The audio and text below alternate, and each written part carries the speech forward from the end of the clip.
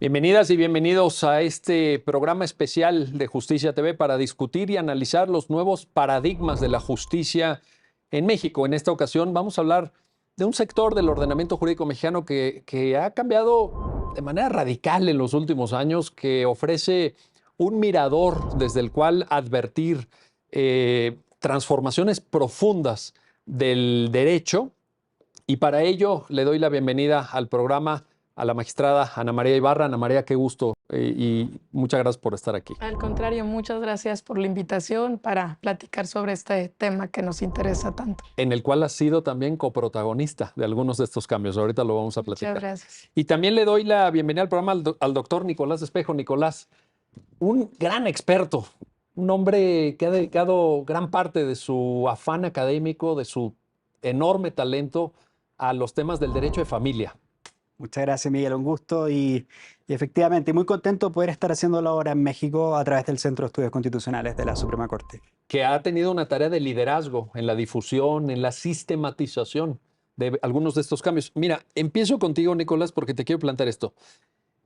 ¿Cómo se explica desde esta área a la que, insisto, repito, tantas horas has dedicado, tanto empeño, que existe una enorme litigiosidad en materia familiar? Uno ve de repente los datos que nos da el INEGI de cuál es la materia que más procedimientos judiciales genera en México año tras año tras año. La materia familiar. ¿Por qué? Bueno, yo creo que quizás hay buenas y malas razones para explicar eso. Las buenas, diría yo, tienen que ver con que el derecho familiar regula la vida de las personas. Así de simple, ¿no? Muchas veces pensamos en el derecho y pensamos en el gran derecho, ¿no? En el derecho privado de alto nivel, en el derecho contractual, en el derecho constitucional, internacional. Y la realidad de nosotros, seres humanos, es que las relaciones que tenemos con otros marcan el compás de nuestra vida. Y el derecho de familia regula eso. Y en ese contexto es en que la conflictividad es una constante. O sea, no es sorprendente y tiene que ver con el tipo de material sobre el cual se construye el derecho familiar. Que, como te digo, en general ha sido visto más bien como un campo relativamente secundario en la dogmática, ¿no?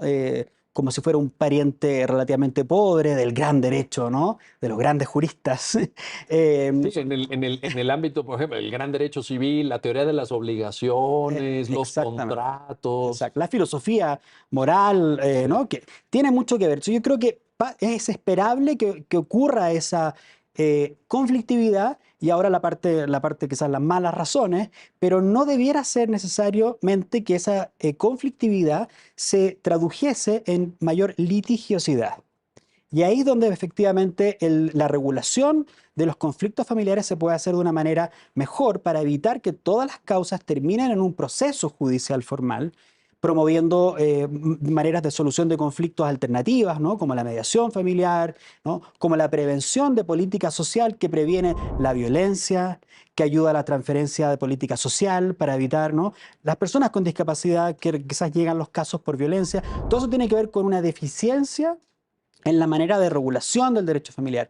Entonces yo diría que la conflictividad no es sorprendente, pero la litigiosidad sí es un problema. Oye, y en ese tenor dirías, ubicándolo en la terminología que tú mismo propones de malas razones, que esto le da una solución a los problemas de familia, esta litigiosidad, esta intervención estructural y sistemática de tribunales en la enorme conflictividad familiar, ¿le está generando una buena respuesta?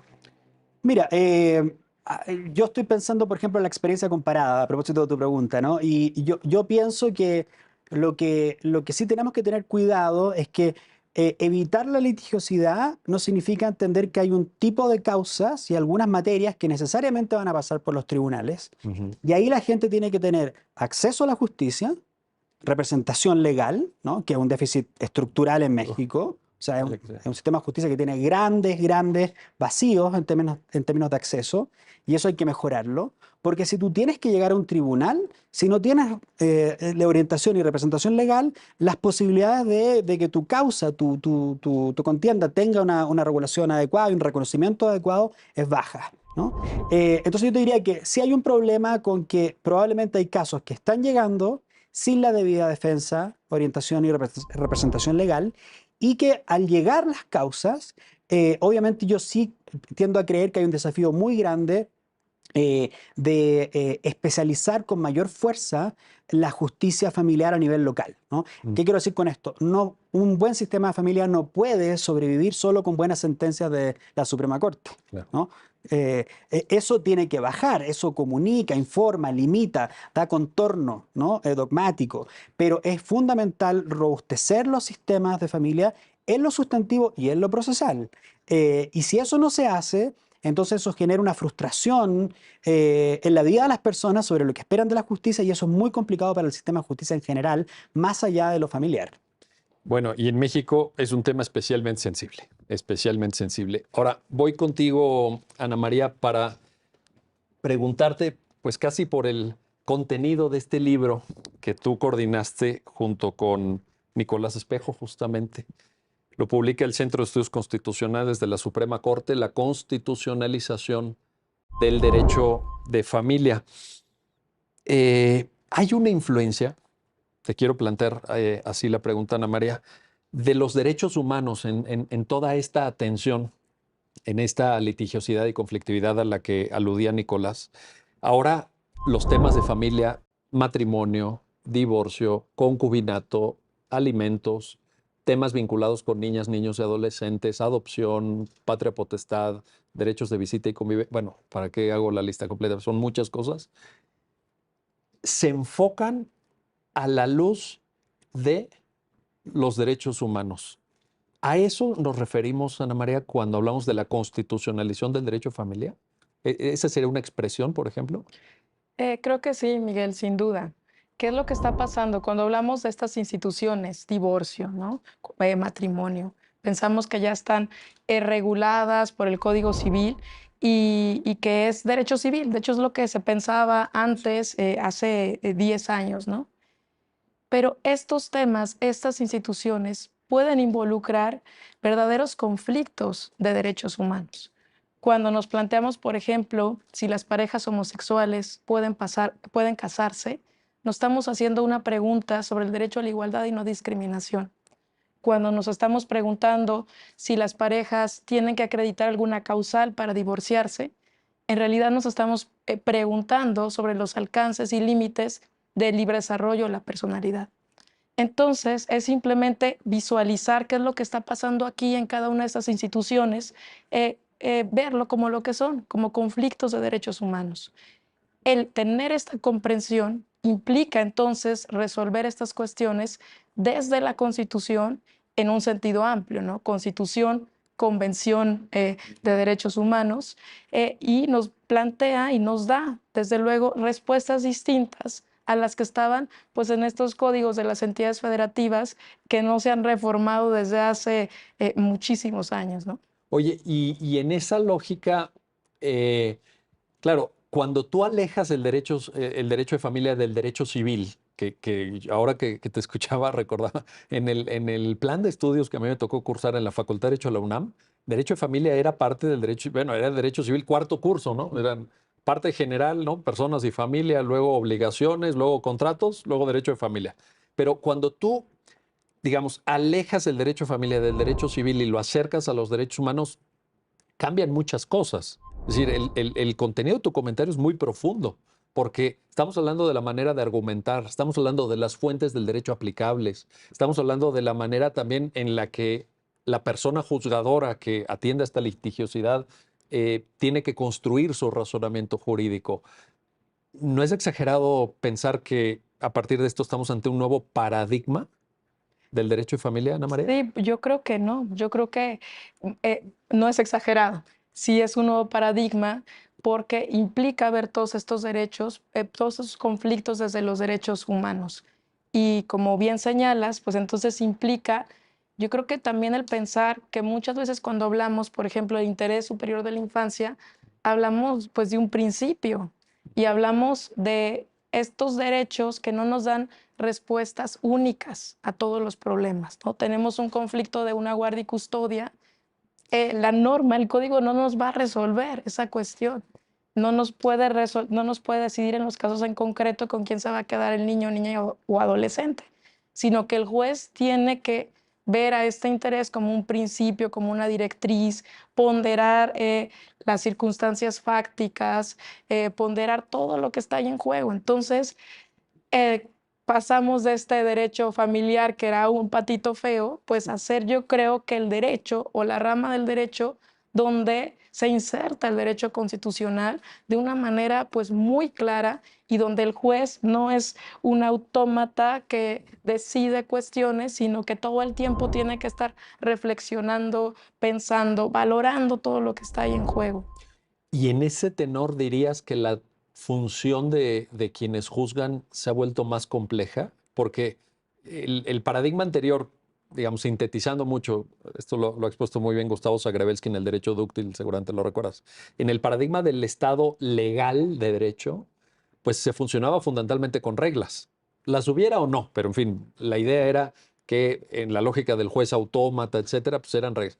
Cuando tú elevas el tema de las fuentes del derecho a principios, como el interés superior o algo, libre desarrollo de la personalidad, por ejemplo, etcétera, se le exige más al juzgador, o no. ¿Cómo lo ves tú?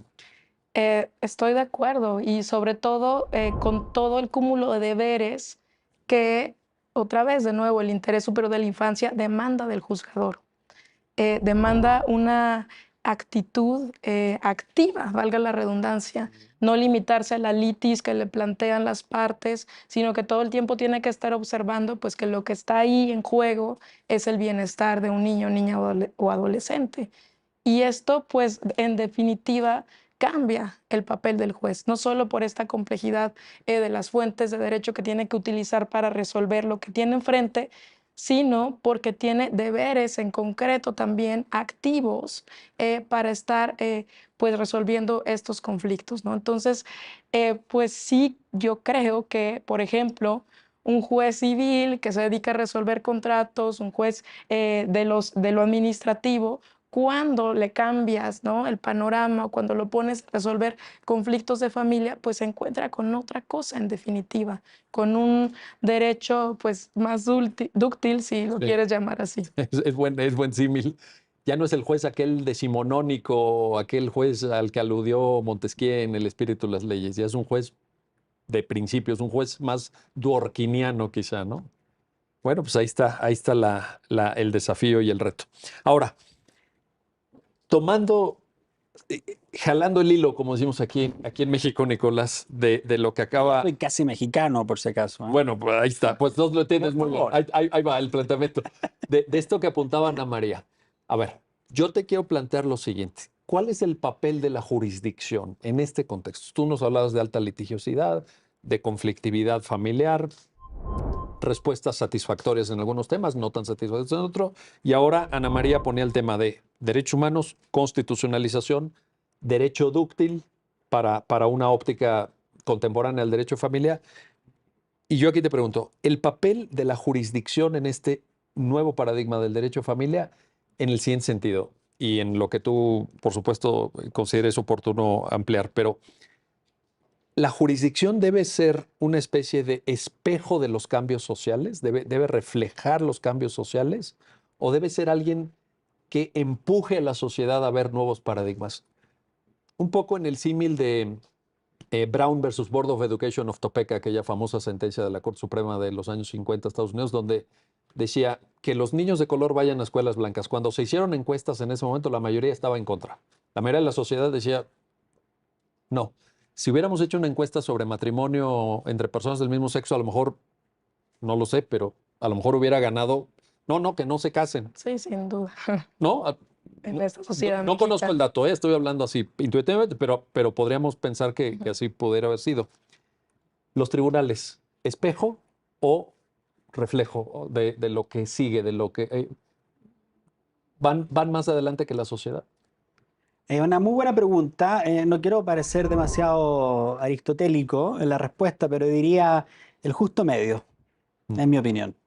Eh, ¿Y por qué? Lo digo, ¿en qué sentido espejo? ¿En qué sentido proyectando hacia el futuro? Espejo porque a mi modo de ver, si el trabajo de adjudicación, el trabajo de interpretación judicial, no es capaz de dialogar con los supuestos sobre los cuales se construye el derecho, los supuestos de alguna manera éticos, culturales, sobre los cuales se va construyendo las normas jurídicas, de modo tal que éstas puedan, a pesar de ciertas tensiones, ¿no? Cumplirse con alguna expectativa de razonabilidad, ¿no? Es decir, fallos que tensionen la realidad, pero que dialoguen con esa realidad y tengan anclas conceptuales, principios, reglas y prácticas culturales que permiten dialogar con esa realidad, ¿no? Eso implica un trabajo, por una parte, no solo de copiar, ¿no? Así como la idea del espejo, sino probablemente de reinterpretar supuestos sociales, ¿no? Te voy a dar un ejemplo muy concreto. En el ámbito de la toma de apoyo con decisiones para las personas, ¿no? Con alguna discapacidad intelectual o cognitiva o psicosocial. Tú puedes plantear eso y verlo absolutamente como proyectando hacia el futuro, ¿no? Porque el sistema de interdicción niega la posibilidad de que esas personas tengan igual reconocimiento ante la ley y pueda su autonomía de la voluntad manifestarse no solo por sí solos, sino con la ayuda de otro, con el apoyo de otro, ¿no? En ese sentido, parece muy de proyectar, y de hecho esa ha sido la dinámica de esos casos en México, con proyectos de ley que se discuten hoy día para poder modificar la legislación y adecuarla a la jurisprudencia de la Suprema Corte. Pero cuando tú haces ese ejercicio, no solo proyectas, resignificas la realidad. Porque en México, la realidad de las familias es que uno se apoya, Correcto. ¿no? El apoyo no es una invención del artículo 12 de la Convención de Personas con Discapacidad, no se inventó en Nueva York ni en Ginebra. Ahí es donde dices que, digamos, en esa línea estaría reflejando algo que ya existe o estaría dialogando la Claro. jurisdicción con... Y el trabajo del jurista no es, en ese sentido, solo repetir lo que la mayoría dice. Eso no es espejo. Correcto. Es entender de la mejor manera posible lo que es la realidad. Y eso puede incluso tensionar la descripción hegemónica, formal de esa realidad, pero que esconde una realidad distinta. Yo estoy convencido, culturalmente, quizás me equivoco, de que si a un mexicano o una mexicana uno le dice en su familia, en su vida diaria, usted todo lo ha decidido solo, usted nunca ha pedido ayuda, usted nunca se apoya, sus familiares dan lo mismo, me dirían, usted está loco, ¿no? Nosotros creemos en esto. Bueno, un sistema de apoyo a la toma de decisiones, apoyo a la toma de decisiones es una actualización de la idea de relaciones humanas, de apoyo, de preocupación, de solidaridad. Entonces yo creo que ahí está el trabajo, esto quiero decir, proyecta, porque tensiona, proyecta principios, pero también reinterpreta la realidad y es un mejor espejo. Ese es el trabajo del jurista. Oye, ¿y te genera alguna duda o alguna perplejidad en esto que propones el hecho de que en América Latina tengamos sociedades muy conservadoras? Estoy pensando no solamente también en México, pero no solamente en México. Estoy pensando en Colombia, estoy pensando en Chile mismo, sociedades que tienen a veces valores y formas de relación del núcleo familiar que viene de paradigmas bien, bien antiguos, ¿eh? ¿Sí? Porque la interpretación de esa realidad y el espejo que ha surgido de ella ha sido dominado por intérpretes constitucionales o intérpretes de esa legalidad que no son el juez constitucional que hablamos hoy día. Bueno, sí, Y ese es el trabajo de transformación. eso sí. Si yo te digo, si la descripción sobre qué familia te la da un sacerdote conservador, bueno, su interpretación de esa familia y de lo que significa la solidaridad, el apoyo, va a ser no probablemente igual a la mía. ¿Sí? Sí, no. Entonces la pregunta es que acá emerge el juez, y ahí está la pregunta tuya de la jurisdicción. Cuando aparece un nuevo actor que entiende que su trabajo no es solo de silogismo tradicional, sino que es este juez que tiene que incorporar principios, reglas, que tiene que justificar sus decisiones, entonces ahí se abre la posibilidad para que yo se resignifique esa realidad y diga, ojo, los supuestos, ¿no?, tradicionales, más conservadores de la manera en que entendemos la familia, no hay que por qué desecharlos por una nueva lectura liberal progresista del mundo. Eso es absurdo, no dialoga con la realidad, ¿no? No tenemos que hacer implantes legales liberales de Estados Unidos para nosotros resignificar la realidad. Y ahí entonces este juez, yo creo que puede hacer ambas cosas, ¿no? Utilizar los supuestos sociales de la realidad, resignificarlos, porque tiene herramientas para hacerlo, Sí. y cuando lo hace conforme a principios que quizás en algunas dimensiones están más alejados de esa realidad, sí proyectar, tensionar, exigir, proyectar hacia el futuro. Entonces yo creo que de esa forma no tenemos que escoger entre uno y otro. No es fácil, es más fácil decirlo Sí. que hacerlo, pero yo creo que es el trabajo del jurista Pero y del bueno, juez. estoy seguro la que te jueza. están escuchando juezas y jueces y les hará mucho sentido esto para aplicarlo a su realidad cotidiana. Esperemos. Ojalá. Bueno, vamos a hacer una pausa, no se vayan, regresamos enseguida para continuar en esta conversación, en este análisis sobre los nuevos paradigmas de la justicia en México en materia de derecho familiar. Regresamos enseguida. Ya estamos de vuelta, ya estamos de regreso para continuar en esta conversación sobre los nuevos paradigmas de la justicia en México. Estamos hablando del derecho de familia con Nicolás Espejo, con Ana María Ibarra.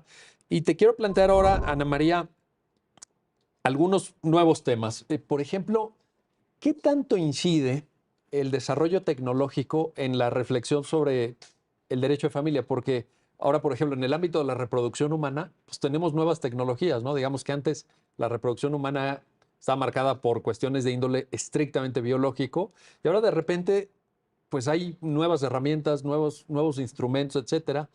Esto nos acerca también a esa lógica transformativa del derecho de familia. ¿Cómo lo ves? Pienso que sí, Miguel.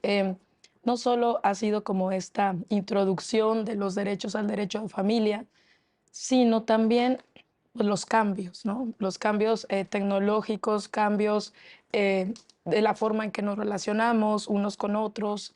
eh, y precisamente estas nuevas posibilidades de reproducción asistida, Sí. han generado pues nuevos dilemas, nuevas preguntas, algunas pues no de fácil respuesta, ¿no? Como, bueno, la gestación por subrogación, Claro. otras técnicas que generan pues estas nuevas parentalidades y que generan algo muy importante, que es una ruptura de la parentalidad que estaba ligada, como has dicho, al nexo biológico, ¿no?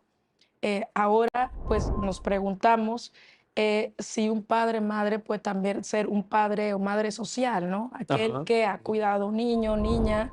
Ahí viene lo de voluntad procreacional, Ana María, por ejemplo. Sí, es uno de los criterios que la Corte Mexicana ha utilizado para determinar el alcance o protección de estas técnicas de reproducción asistida. Un ejemplo, ¿no? Una mujer se hace una técnica de inseminación artificial con la voluntad de su esposo, es decir, quien es el donador es un tercero desconocido, pero después el varón, el esposo, se arrepiente y no quiere reconocer al producto, al niño de esta pues, técnica de reproducción. Y la Corte lo que señala acá es, no, hubo una voluntad, no podemos retractarnos. Y entonces la voluntad también se vuelve como un hecho fundante para el reconocimiento, ¿no? La voluntad también está, pues, como un hecho fundante para la paternidad cuando hablamos de parejas no casadas, ¿no? Donde no hay una presunción de paternidad, sino hay un reconocimiento. Entonces sí que la voluntad es, pues, uno de los ejes que va a guiar, ¿no? Todos estos dilemas, nos permiten, nos da alguna brújula, no nos da toda la respuesta, pero es un elemento muy importante para determinar. Y pues son conflictos realmente complejos, ¿no? ¿Quién es mamá, papá de un niño? Sí podemos admitir, por ejemplo, la paternidad múltiple también. Son dilemas muy interesantes en los que en México pues estamos empezando a reflexionar. ¿Te refieres a la posibilidad de que haya no solamente una mamá y un papá, o dos papás y dos mamás, sino más de dos? Sí, en México no ha ocurrido esto, pero en otros países, ahí se puede ver, por ejemplo, en el libro La constitucionalización del derecho a familia, la admisión de esta posibilidad. Nosotros en México estamos muy casados con la idea, la dicotomía, ¿no? O la dualidad de mamá y papá. Sí. Pero ¿por qué no admitir quizá que tres personas, por las razones que hayan sido, puedan colaborar para cuidar a ese pequeño, ¿no? eh, podría ser, ¿no? En Sí. lugar, pues, de definir si tú eres madre y tú no, tal vez pueden las dos mujeres, en un ejemplo, pues, procurar a este niño o niña. Bueno, pues ahí está también un nuevo tema. Ahí está parte de los nuevos paradigmas evolutivos del derecho familiar. Ahora, Nicolás, decía Ana María y decía bien, tampoco es que todas estas transformaciones sean aceptadas pacíficamente, que no haya dilemas, que no haya debates.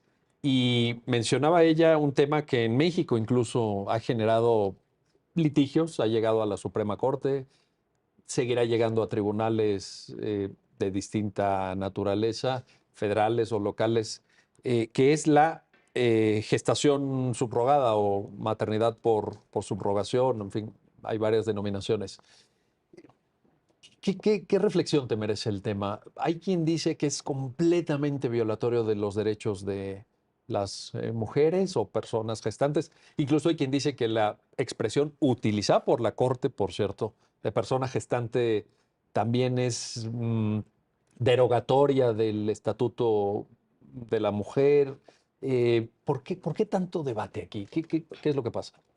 O sea, yo creo que hay buenas razones para preocuparse por la regulación y la práctica de la gestación por subrogación o sustitución, porque efectivamente pueden ocurrir distintas violaciones a derechos. Puede haber explotación, ¿no? de las mujeres en particular, mujeres pobres o mujeres en situación de mayor vulnerabilidad social, ¿no? Puede haber violación a los derechos de los niños que surgen de las prácticas de gestación por subrogación o sustitución y que se enfrentan a un sistema que desconoce la regulación de ello y tiene efectos en la filiación, ¿no? O, por ejemplo, en cómo supervisar el embarazo, la gestación misma y condiciones que tiene que tener la mujer o persona gestante para evitar que el naciturus, ¿no? sufra alguna consecuencia de, por ejemplo, consumo de alcohol, drogas, ¿no? Durante la gestación. Y tiene problemas también o violaciones a aquellos padres sociales que a través de su voluntad procreacional participan de un acuerdo como CUA progenitores, ¿no? Y que después haya, por ejemplo, la decisión de retrotraerse, de no entregar al niño, a la niña, o de que el sistema no quiere, el país donde están tiene una regla prohibitiva. Entonces, lo que quisiera decir yo acá, y es que los problemas y las violaciones a los derechos existen, pueden existir y afectan a distintos actores de la dinámica de la gestación por subrogación o sustitución. Ahora, en esa lógica, Y perdón, y por eso hay que regularla. bueno, me ganaste la pregunta, presidente. No, es que Pero lo que te iba a preguntar a continuación, evidentemente, es que existiendo esta problemática que acabas de sintetizar de manera muy luminosa, la pregunta fundamental ¿es mejor en la tutela y garantía de los intereses de todos los que participan ahí una ausencia de regulación o es mejor contar con una regulación? mira, yo te voy a contar una experiencia intelectual y profesional que tuvimos en el Centro de Estudios Constitucionales, que fue hacer este proyecto con el Centro de Derecho y Familia de Cambridge sobre la gestación por subrogación en América Latina. Entonces, partimos la conversación y de hecho, o las discusiones que había en Twitter cuando hacíamos conferencias, en la posición más bien de principios, ¿no? No debe haber regulación o sí debe haber regulación. Esa era la percepción del debate. Y lo que hicimos fue decir, suspendamos esa pregunta, que es fundamental y hay que responderla, para mirar la realidad de las dinámicas de la gestación por subrogación, ¿no? ¿Qué pasa en términos de esos contratos son válidos o no son válidos? ¿Son nulos o no nulos? ¿Se puede proceder a la inscripción de la niña al niño o no? ¿Qué pasa si es que hay abuso en el proceso? ¿Qué pasa si la mujer gestante enferma, ¿no? O muere? ¿Qué pasa si ya ha gestado por sustitución 4 veces? ¿Puede hacerlo una quinta vez? ¿Qué pasa con la gestación transnacional, transfronteriza? Sí. Entonces yo voy a California, llego a México. ¿Qué pasa cuando llega a México? ¿Qué pasa si es que hay unas personas que están utilizando estos contratos para aprovecharse de ciertos grupos de mujeres? ¿Puede haber explotación? ¿Puede haber trata de los niños?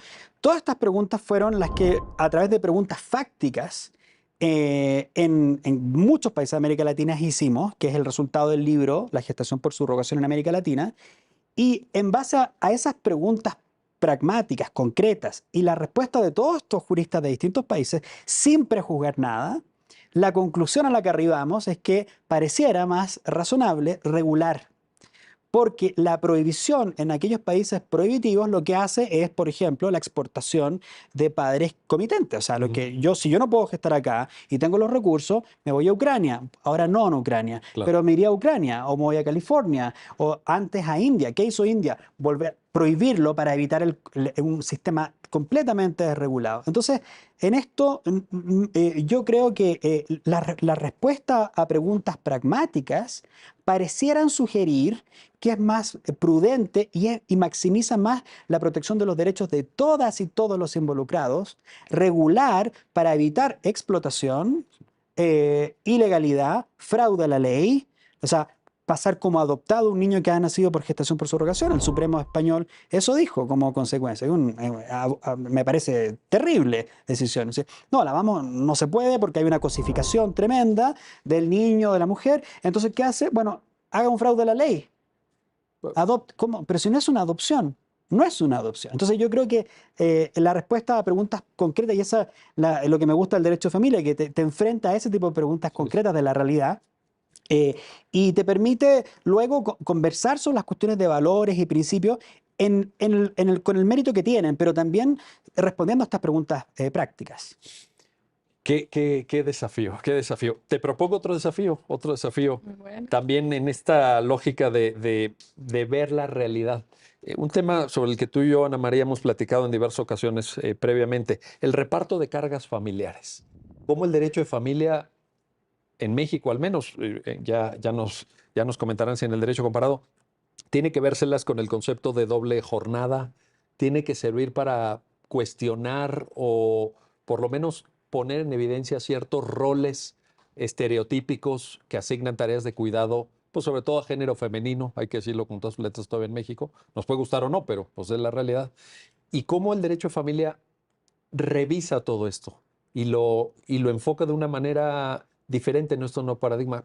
Coméntanos, por favor. Sí, así como el interés superior de la infancia vino, yo creo que a cambiar todas estas instituciones familiares, a pensarlas a partir de otras coordenadas. Yo creo que también el principio de igualdad y no discriminación puso en jaque todas estas instituciones. ¿Por qué? Porque si nosotros hacemos una lectura de los códigos civiles de las entidades federativas, como con esta lupa de la igualdad y la no discriminación, pues vamos a encontrar ahí en muchas de ellas discriminaciones, primero absolutamente abiertas, otras un poco más escondidas o ocultas, pero sí de verdad que está plagados nuestros códigos civiles, pues de esta idea, ¿no? De los roles asignados, del rol de la mujer como cuidadora principal, del hombre como proveedor de la familia, de la mujer que no puede tomar decisiones, del niño como un objeto de protección y no un sujeto de derechos. Eh, entonces, el principio contra la discriminación, pues pone en duda todo esto, ¿no? Sí. Y lo ha hecho, pues, a partir de la Corte, muchos casos. Uno de ellos, pues, es precisamente el reconocimiento de la doble jornada laboral, que hemos platicado ya en otras ocasiones. También la inconstitucionalidad de la presunción de que los niños pequeños siempre están mejor que con sus mamás mujeres. Buen ejemplo. Y bueno, hay muchísimos, muchísimos ejemplos, ¿no? Nosotros en el cuaderno de discriminación que tenemos en el Centro de Estudios Constitucionales, la parte igualdad está llena de casos de familia. Es decir, donde la Corte ha desarrollado el principio de igualdad en el derecho de familia. Ahí es donde está el cúmulo de casos mayores, ¿no? Por ahí hay algunos en materia laboral, algunos otros en materia de Fuerzas Armadas, etcétera.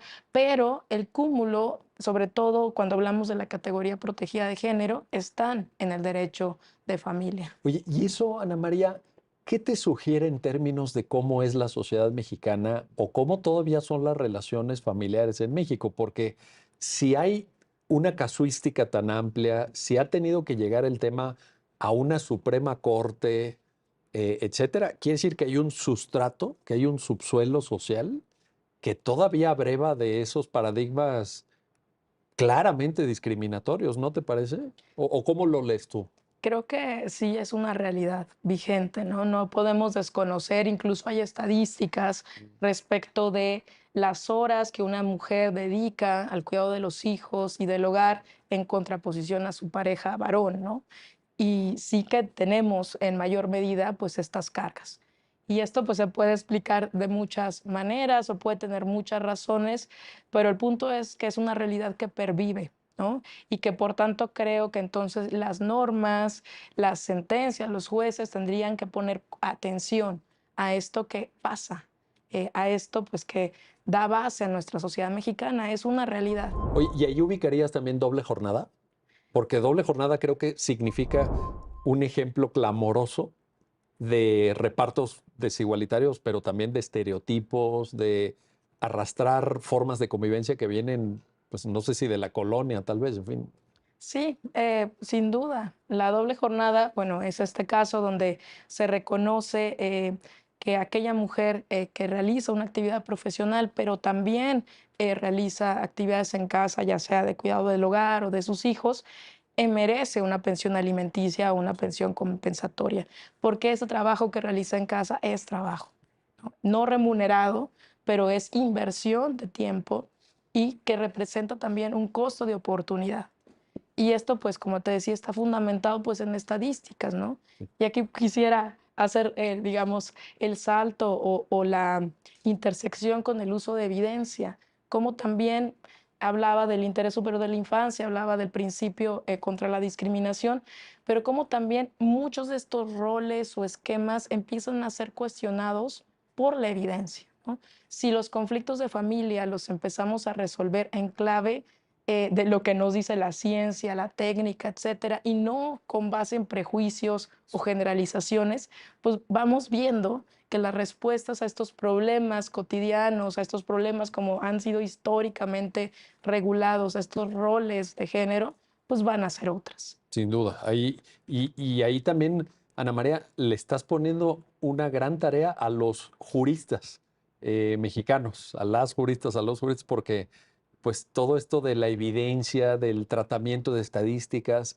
Yo, por ejemplo, he leído varias sentencias de la Suprema Corte, algunas de ellas participadas por ti, desde luego, en las cuales justamente parten de una evidencia estadística, pero eso no lo ves en las demandas de muchos abogados y abogadas. O sea, eso pues ya es una reflexión a nivel de un tribunal constitucional que ya está intentando construir un nuevo discurso jurisdiccional en la materia, pero yo no sé si en ese litigio, te pongo el caso extremo, de primera instancia de el pueblo de no sé dónde, hay esa reflexión de razonamiento probatorio o de construcción de evidencias sólidas. No lo sé. Probablemente sea una tarea pendiente. Probablemente sí lo es, pero el derecho de familia pues está basado en dictámenes periciales, en lo que nos dicen los psicólogos, lo que nos dicen los trabajadores sociales en primera instancia. Entonces ahí está, ¿no?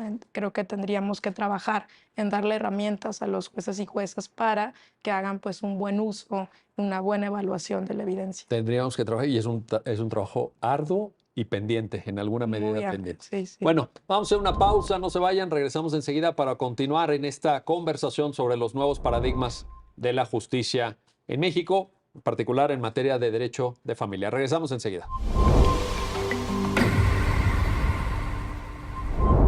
Ya estamos de vuelta, ya estamos de regreso para continuar en esta reflexión sobre los nuevos paradigmas de la justicia en México, especialmente en materia de derecho de familia. Y regreso contigo, Nicolás Espejo, para plantearte otro dilema, otro tema álgido que ha llamado la atención de la opinión pública. Tú decías, hablabas hace rato de Twitter y esto, Twitter, Facebook, etcétera. Hay una sentencia de un juez de Puebla, un juez de distrito de Puebla, algún procedimiento también en Ciudad de México que llegó a un tribunal colegiado sobre las relaciones poliamorosas. Y ahora, escuchando a Ana María cuando decía, ¿por qué no repensamos la parentalidad? ¿Por qué no repensamos la filiación? ¿Vale la pena replantear también esto? ¿El día de mañana vamos a estar casados con 2 personas o con 3 personas? ¿O podremos tener relaciones de concubinato múltiples también? O, como dice el Comité CEDAW de Naciones Unidas, este acercamiento a la poligamia pone en jaque los derechos de las mujeres, sobre todo. Sí, a ver, yo creo que son preguntas que vamos a tener que ir respondiendo caso a caso progresivamente, ¿no? Lo que sí está claro es que si es que lo vemos en clave de paradigma, la transición del derecho familiar decimonónico, primera mitad del siglo XX, diría yo, al que hoy día tenemos post Segunda Guerra Mundial, es una transición que pone el eje muy fundamentalmente en una lectura del derecho de familia que tiene, en mi opinión, más que ver con lo que uno podría llamar el derecho personal, que un derecho público pensado desde una cierta idea, ¿no? Jurídica de la familia, preconcebida, ¿no? Que es aquella entonces que el Estado luego regula, Claro. reconoce, luego regula, limita, etc. Entonces, si es que esta es la lectura, lo que ha ido ocurriendo, y entonces lo que está al centro de las relaciones familiares es un derecho personal, es decir, derechos de las personas para poder dar contenido a las relaciones significativas, constantes, sustantivas con otros. Entonces, muy esperable es que las formas de familia y de relaciones, ¿no?, afectivas y amorosas entre adultos con consentimiento Sí, sí, porque sean. estamos hablando de relaciones con consentimiento y con conocimiento. Exactamente. Dadas esas condiciones, que son las mismas condiciones, las precondiciones del ejercicio de esos derechos en general, entonces es muy esperable que lo que vayamos viendo progresivamente son distintas formas de relaciones y también con otros seres sintientes, los animales, por ejemplo, que es Sí, la otra sí, aspecto que empieza también a aparecer y a regularse, ¿no? Incluso con el derecho de visitas, ¿no? O, claro. o- Sí, o porque ahora relación directa y en caso regular. de divorcio o de separación, pues la mascota, pues ¿quién se la queda? Claro, y no es solo un objeto, No, no, no, no. sino que como ahora son seres sintientes que tienen un estatus distinto del objeto, pero no igual a una persona, Pero implica que yo forman tengo que parte de regular. nuestra vida también Por afectiva. cierto, claro que sí. Pero incluso si no forman de la tuya, la pregunta es, ¿qué estatus tienen ellos o ellas, También. ¿no? Sí, sí, Entonces, sí, bueno, sí, sí. todas estas cosas creo que lo que hacen es que vamos a tener que enfrentar una manera distinta de entender qué tipo de relaciones afectivas, amorosas reconocemos, ¿no? Yo creo que si el foco está en el derecho personal, en la igualdad, en la autonomía, entonces vamos a tener que abrirnos a muchas formas distintas de las tradicionales en que el derecho reconoce esas formas. Ahora, la pregunta, diría yo, sería si a todas ellas se les da la misma forma de reconocimiento, ¿no? Absolutamente igual, o si puede haber buenas o malas razones para decir, yo las reconozco, pero con un nivel de protección menor, ¿no? Y esto es parte de la argumentación, ¿no? O sea, puede ser que efectivamente uno diga, mira, el poliamor llegó para instalarse, pero eso no significa necesariamente, puede, pero no necesariamente, que entonces esas relaciones poliamorosas tengan el mismo estatus en términos del tipo de reconocimiento constitucional que asigna, ¿no?, la Constitución. Porque puede haber razones para distinguir que hay relaciones, ¿no?, que pudiesen verse más restringidas, ¿no?, por otro tipo de consideraciones que no están presentes en las relaciones, ¿no?, que son bilaterales, por así decirlo. Claro. Entonces, esto vamos a tener que ir resolviéndolo caso a caso. Ahora, eso está en la lógica, me parece, Nicolás, lo que apuntas va muy en la lógica de lo que ya desde 2010 la Corte señaló como una apertura constitucional a diferentes modelos de familia en la necesidad simplemente de tutelarlos y de, bueno, de proceder a su reconocimiento, digamos, y a su protección, que es lo que dice literalmente el artículo 4 de la Constitución mexicana. Entonces, vaya, tampoco es que estemos dando un salto extremo al vacío, al procurar un reconocimiento de este tipo de relaciones sexoafectivas en un sentido amplio, sino que se está instalando el discurso en una lógica que ya viene quizá de otros paradigmas y de otros problemas, pero que la dirección que yo observo es la misma, ¿no? Los conservadores la verían como la pendiente resbaladiza. Y tienen toda la razón. Tienen toda la razón. Uno cuando Pero es una abre, pendiente constitucional también. sí, constitucional y resbaladiza, Y ¿no? resbaladiza. No, pero no hay problema. Yo creo que hay que ser honesto en las Pero discusiones una, con los. Pero efectivamente la constitución. polemicemos aquí, Sí, pero una sí. pendiente resbaladiza sería, estás permitiendo relaciones sexoafectivas de niños de 14 años o de 12. No, Un no, pero, conservador te puede no, decir eso. no, pero es que la pendiente resbaladiza es una descripción fáctica, no valórica. Uno efectivamente, cuando abre la puerta, ¿no? Yo estoy de acuerdo con abrir esa puerta, ¿no? Entonces yo no veo la pendiente resbaladiza en términos negativos, pero sí es proyectable, ¿no?, que cuando tú dices no hay una concepción específica de familia, ¿sí, no?, sino que pues, es un concepto amplio, que en la medida en que tú acredites que hay una relación familiar, entonces eso está protegido por la Constitución. Entonces, obviamente, se van abriendo, en este sentido van resbalando los procesos, se van abriendo en la pendiente distintas posibles concepciones de familia. Yo creo que eso es lo que va a ocurrir. Pero no es eso lo que dice la Constitución. Sí, no, pues yo no estoy negándolo, pero lo que sí pasa, yo diría dos cosas. Primero, yo no veo como un problema la pendiente resbaladiza, pero sí creo que la hay. ¿no? Efectivamente vamos a tener progresivamente más formas de reconocimiento de las relaciones afectivas y obviamente cuando los conservadores se oponían para el matrimonio entre personas del mismo Claro, sexo, por ejemplo. estaban en lo correcto cuando decían, es que después va a venir la adopción Pues sí, y la filiación. Pues sí, exacto. Pero eso es pendiente de la pero baladiza. no es que venga, pero no es que venga en el sentido de que alguien la traiga o se le ocurra a una Suprema Corte. Me Pero parece que está en la esto Constitución. se va a ir abriendo cada vez más. El mandato constitucional sugiere que se vayan abriendo. Nos Exacto. parece que no tiene reglas, muchas reglas para cerrarlo, salvo en un aspecto. Por eso digo que una cosa es que en principio uno vaya reconociendo distintas formas de familia, pero nuestro mismo sistema constitucional mexicano mandata la necesidad, por ejemplo, a propósito de lo que decía Ana, de también reconocer otros principios, no solo autonomía, Sí, sino, por ejemplo, igualdad, prevención contra la violencia, correcto. frente a los abusos. De modo tal que las preguntas que van a ir surgiendo son fácticas, ¿no? Sí, sí. Si esa relación poliamorosa pone en tela de juicio, por ejemplo, la posibilidad de lo que ocurra ahí es violencia de género, Correcto. explotación, ¿no? Sí, sí. U otra forma de ilegalidad o inconstitucionalidad, eso es lo que tiene que llevarnos a tener una reflexión caso a caso sobre el tipo específico de relación que estemos hablando, porque no solo hay autonomía. O sea, acá no hay solo autonomía. Sí. Hay autonomía y un análisis interseccional de los principios, ¿no?, que sustentan el sistema constitucional mexicano implica darle valor a otras cosas también. Entonces yo diría que no es sorprendente lo que pasa con el poliamor. Probablemente vamos a estar hablando de otras cosas en 3 años más, 4 años más.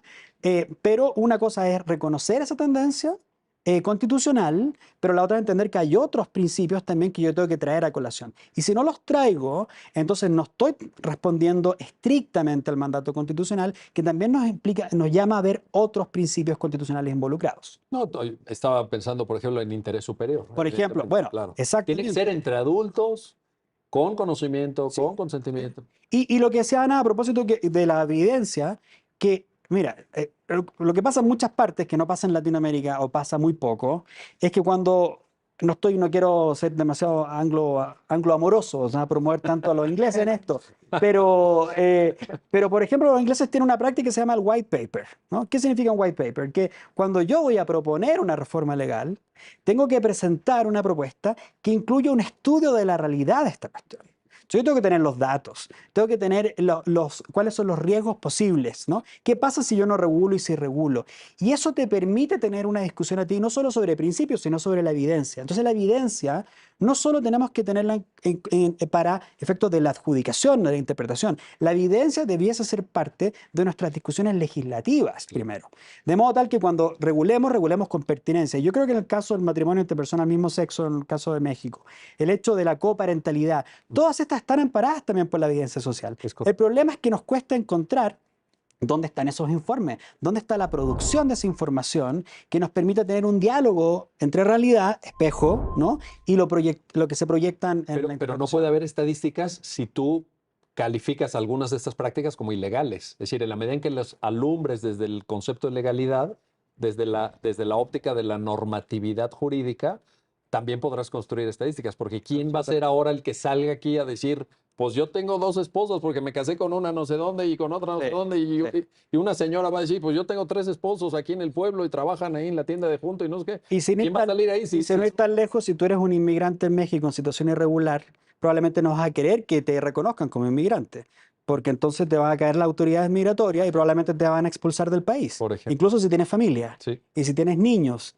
y si esos hijos son mexicanos. Entonces, claro, efectivamente, esto hay que considerarlo siempre, ¿no? Y estoy de acuerdo contigo, pero no creo que tengamos otra salida sensata que no sea integrar la discusión sobre las prácticas sociales para poder desde ahí confrontarlas con los principios constitucionales y entonces tener regulaciones e interpretaciones que sean razonables y coherentes entre todos. Entonces, acá lo único que quisiera decir es que hay varias cosas que importan. Sí. Entonces, la autonomía individual, sí, es importante y es fundamental, pero no es el único valor del sistema constitucional. Y yo tengo que incorporarlo para regular gestación por subrogación, responsabilidad parental, distintos tipos de relaciones, etcétera, etcétera. Sin duda. Oye, regreso contigo, Ana María, para proponerte esto. Hay también aquí una necesidad, observarías tú, en todo esto que hemos platicado, de nuevas formas de interpretación. Me refiero a si esas formas tradicionales de interpretar el derecho, el método gramatical, el método teleológico, el método histórico, vaya, los típicos de Savigny, decimonónicos, etcétera, ¿nos alcanzan? ¿O ahora la forma de interpretar interés superior, responsabilidad parental, igualdad y no discriminación, también obliga a las y los juristas a formarse con una hermenéutica renovada? Porque de repente vemos sentencias de la Corte, de repente vemos reformas a códigos civiles, etcétera, pero ¿tiene que haber un sustrato interpretativo distinto o no? ¿O con lo que nos enseñaron en la facultad, con eso nos vamos? ¿Cómo lo ves tú, Ana María?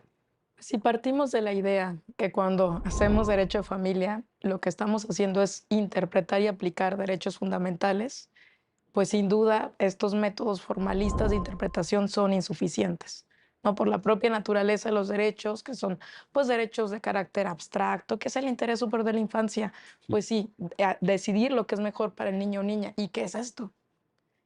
No nos da una Ahí el regla así método como, ¿no? gramatical Totalmente insuficiente, ¿no? insuficiente. ¿Qué es el principio contra la discriminación? ¿Cuándo se actualiza, etcétera? Cuando hablamos de derechos, pues se plantean estas complejidades, ¿no? ¿Y qué es entonces lo que sí tiene disponible el juez si ya no puede simplemente aplicar lo que dice el Código Civil cuando ella encuentra que esa norma del Código Civil puede estar en conflicto con un derecho fundamental? Pues primero tiene el reto de que este derecho fundamental se nutre de lo que dice la Constitución, de lo que dicen los precedentes de la Suprema Corte, que van hilvanando uno a uno, caso a caso, pues este alcance y contenido de los derechos, pero también lo que dice la Convención Americana de los Derechos Humanos y lo que dice la Corte Interamericana de Derechos Humanos. Todo este, digamos, nuevo parámetro de regularidad constitucional viene a darle cierto contenido, pero tampoco es suficiente, porque entonces tenemos el contenido de un derecho, pero muchas veces lo que está de otro lado es otro derecho. Entonces hay un conflicto entre estos dos criterios, entre estos dos principios amplios, y lo que el juez, en mi opinión, puede hacer, pues es ponderar, ¿no? Ya sabemos que hay muchos, sobre todo en nuestra comunidad jurídica mexicana, que no les gusta el test de proporcionalidad, Sí. pero yo sí encuentro en esta herramienta pues algo valiosísimo. Bueno, hay unos que no les gusta y otros que no le entienden. Es que eso también puede ser tal vez la razón de por qué no les gusta, Es el ¿no? rechazo por indiferencia, el rechazo totalmente Sí, o cuando irracional, que no no entiendes les, algo, pero dices, no, esto no. o cuando no les gusta el resultado al que llegó un juez al aplicar un mal test de proporcionalidad. Dicen, ven cómo el test de proporcionalidad no sirve, y más bien es, ven cómo habría que estudiar el test de proporcionalidad para aplicarlo pues más razonablemente. No quiero decir que el test de proporcionalidad te dé una respuesta unívoca, ¿no? Correcta, pero al menos lo que le permite al juez es, pues acá está la balanza, ¿no? En esta estatua, Aquí está enfrente, ponderar aquí lo está que hay de enfrente. un lado y lo que hay del otro y dar razones, justificar su decisión. Si la medida es idónea, si había otra manera de alcanzar ese propósito, qué pesa más en este caso, si la libertad religiosa de los padres que se están negando a realizar la transfusión sanguínea a su hija que está en peligro de muerte por ser testigos de Jehová, o la vida de la niña. Estos son los dilemas y de ese tipo son las argumentaciones que tendría que dar el juez. No digo que tengan que ser exactamente pulcros, sino es simplemente una demanda de justificación de las decisiones. Pues yo creo que es lo mínimo exigible. O sea, tampoco estamos pidiendo nada. Al contrario, lo que nadie quiere son juzgadores que no justifiquen sus decisiones, Desde que luego. no sepan fundamentarlas, que no sepan explicarlas y que hagan también en esa tarea de impartir justicia una suerte de pedagogía social. Me parece que un juez, no solamente cuando dicta una sentencia resuelve un caso concreto, sino que está enviando una señal a la sociedad de cómo deberían de resolverse los problemas en el criterio de la propia persona juzgadora. Sí, esto que han dicho ustedes dos hace un momento, ¿no? Esta tensión que existe para el juez de, pues sí tener deferencia al pasado, pero también visión hacia el futuro, de que su precedente, su decisión, pues tiene esta adherencia a lo que decidieron sus jueces, los jueces previos, pero también la necesidad, pues, de estar dando un mensaje, como bien dices, una cierta tipo de pedagogía, para los casos futuros. Bueno, pues ahí está. Ana María Ibarra, Nicolás Espejo, gracias. Gracias a ambos por Gracias ayudarnos a ti. a entender estos nuevos paradigmas de la justicia en México. Y gracias a usted por su acompañamiento en Justicia TV. Hasta pronto.